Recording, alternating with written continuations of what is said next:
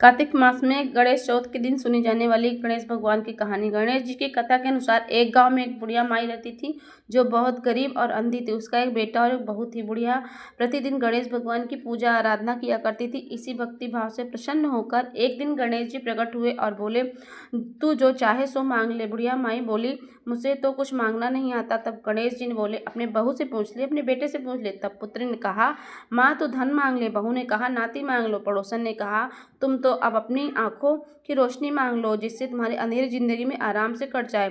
सबकी बात सुनने के बाद गणेश जी से बोली, यदि आप मुझे प्रसन्न हैं तो मुझे 9 करोड़ की माया दे, निरोगी काया दे, अमर सुहाग दे, आंखों में रोशनी दे और दे पोता दे, नाती दे, सब परिवार को सुख दे, अंत में मुझे मोक्ष दे। यह सुनकर गणेश जी बुढ़िया माई से बोले, बुढ़िया माई तुमने तो मुझे ठग लिया, लेकिन तुमने जो मांगा वो तुम्हें जरूर मिलेगा।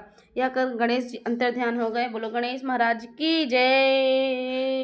कार्तिक मास में गणेश चौथ के दिन सुनी जाने वाली गणेश भगवान की कहानी। गणेश जी की कथा के अनुसार एक गांव में एक बुढ़िया माई रहती थी जो बहुत गरीब और अंधी थी। उसका एक बेटा और एक बहू थी। बुढ़िया प्रतिदिन गणेश भगवान की पूजा आराधना किया करती थी। इसी भक्ति भाव से प्रसन्न होकर एक दिन गणेश जी प्रकट हुए और बोले, तू जो चाहे सो मांग ले। बुढ़िया माई बोली, मुझे तो कुछ मांगना नहीं आता। तब गणेश जी ने बोले, अपने बहू से पूछ ले, अपने बेटे से पूछ ले। तब पुत्री ने कहा, माँ तू धन मांग ले। बहू ने कहा, नाती मांग लो। पड़ोसन ने कहा, तुम तो अब अपनी आंखों की रोशनी मांग लो, जिससे तुम्हारी अंधेरी जिंदगी में आराम से कट जाए।